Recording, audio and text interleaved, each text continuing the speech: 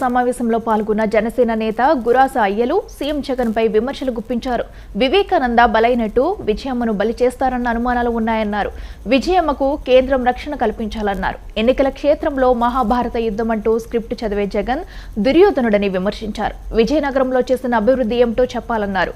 ఉపాధి, ఉద్యోగాలు, పరిశ్రమలు తీసుకురావడంలో జగన్ విఫలమయ్యారన్నారు. తండ్రి ఫోటో చూపి ఓటేయాలని అడుక్కుని అధికారంలోకి వచ్చాక వైఎస్ఆర్ ఫోటో పక్కన పెట్టారన్నారు జనసేన నేత గురాన అయ్యలు. నిన్న జగన్మోహన్ రెడ్డి గారు ఎన్నికల శంఖారావం పూరిస్తూ చాలా విషయాలు చెప్పడం జరిగింది. నిజంగా గొప్ప విషయం ఏంటంటే లేనివి ఉన్నట్లు చెప్పడం అది జగన్మోహన్ రెడ్డి ఒకరికే సాధ్యమనే విషయాన్ని నేను ముందుగా తెలియజేసుకుంటున్నాను. అయితే ముందుగా అమ్మ విజయమ్మ గారు మీకు ఒక విజ్ఞప్తి చేస్తున్నాను. మీరు ఎక్కడ ఉన్నా కొంచెం సురక్షితంగా ఉండాలని చెప్పి నేను మిమ్మల్ని కోరుకుంటున్నాను. ఎందుకంటే ఎన్నికల సమయం వచ్చింది. మరి ఏదైతే జగన్ రెడ్డి గారు బాబాయ్ ఎలాగైతే పాపం బలయ్యారో ఆ విధంగా మీరు అవ్వకుండా ఉండడానికి నిమిత్తం కొంచెం జాగ్రత్త వహించాలని చెప్పి నేను మిమ్మల్ని కోరుకుంటున్నాను. అలాగే కేంద్ర ప్రభుత్వం కూడా విజయమ్మ గారికి ఎక్స్ట్రా సెక్యూరిటీ ఇవ్వాలని చెప్పి నేను సవినీయంగా వారిని కోరుకుంటున్నాను. ఎందుకంటే ఎన్నికల సమయాన్ని ఏ విధంగా ఎలాగైనా మార్చుకోవాలి, సింపతి తెచ్చుకోవాలనే ఆలోచనతో ఎంతటి దుర్మార్గానికైనా కూడా ఈ వైసీపీ వాళ్ళు పాల్పడతారనే విషయం అందరికీ తెలుసు. కాబట్టి రెండోది, మరి ఆయన మాట్లాడుతూ ఎన్నికల క్షేత్రంలో అర్జునుడిని అని చెప్పి చెప్తున్నాడు. పాపం ఆయనకు మహాభారతం గురించి ఏం తెలుసో లేదో నాకు తెలియదు, కానీ ఎవడో ఏదో రాస్తే స్క్రిప్ట్, ఆ స్క్రిప్ట్ను పట్టుకొని చదివడమే, అంతేగాని మహాభారతం తాలూకా ఇతిహాసం ఏంటి, అందులో న్యాయం గెలవడానికి ఎంత కష్టపడాల్సి వచ్చింది అన్యాయం మీద అనే విషయం పాపం ఆయనకు తెలీదు. ఆయన ఏదో న్యాయము నీతిమంతుడు అని చెప్పేసి ఆయన మాట్లాడుకుంటున్నాడు. కానీ ఆయన దుర్యోధనుడు అనే విషయం ప్రజలందరికీ కూడా తెలిసిపోయిందనే విషయాన్ని జగన్మోహన్ రెడ్డి తెలుసుకోవాలని చెప్పి నేను కోరుతూ ఉన్నాను. ఎందుకంటే ఈ పరిపాలన ఏదైతే ఉందో అది దుర్మార్గమైన పరిపాలన, దుర్యోధనుడి తాలూకా ఆలోచనలు, దుర్యోధనుడి తాలూకా పరిపాలనా విధానం ఎలా ఉంటుందో అలాగే ఉన్నది. కాబట్టి ఖచ్చితంగా జగన్మోహన్ రెడ్డిని దుర్యోధనుడు అని చెప్పేసి చెప్పడంలోని ఏమీ అతిశయోక్తి లేదు. అంతేకాకుండా అభివృద్ధి చేశామని చెప్తున్నాడు ఆయన.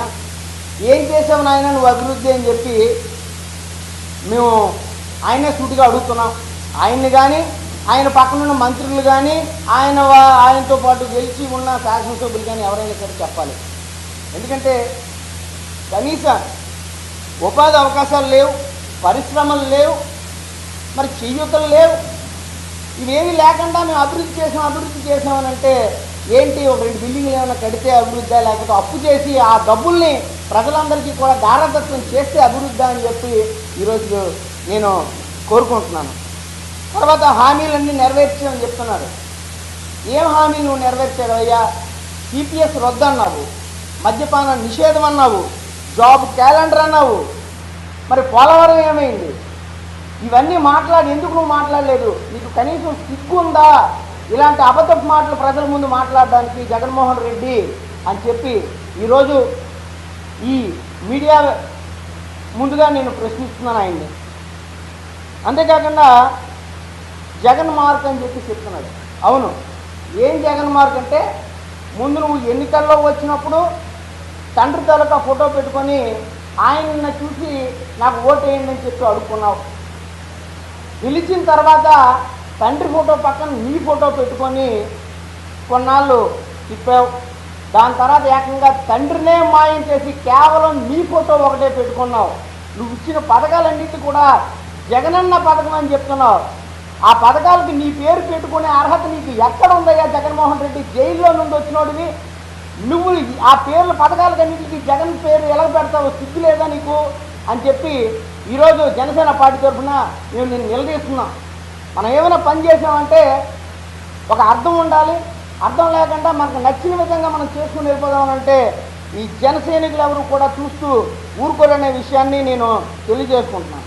అంటే ఇంత కుల ప్రాతిపదిక గురించి నువ్వు మాట్లాడుతున్న నువ్వు ఈ విజయనగరం జిల్లాలో బీసీలకు ఎవరికైనా సరే ఎమ్మెల్సీ ఇచ్చావా అని చెప్పేసి ఈరోజు నేను అడుగుతున్నాను. అప్పుడు నీకు బీసీలు కనిపించలేదా? బీసీ సాధకారత అది నీకు గుర్తు రాలేదా జగన్మోహన్ రెడ్డి?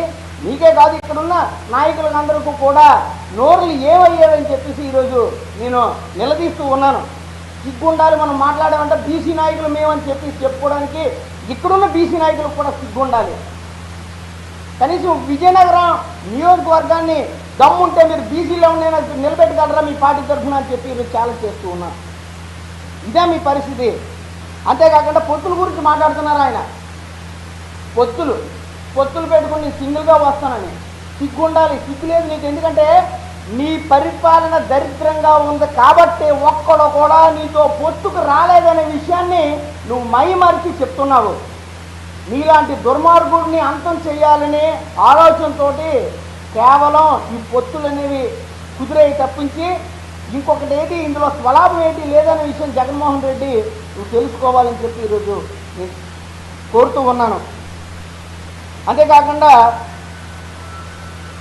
మరి ఆయన మాట్లాడుతూ విద్యకి ఏం చేశావు? విద్య పేరుతోటి ఎన్ని కోట్ల రూపాయలు మీరు మోసం చేస్తున్నారు, ఎన్ని స్కాములు చేస్తున్నారు.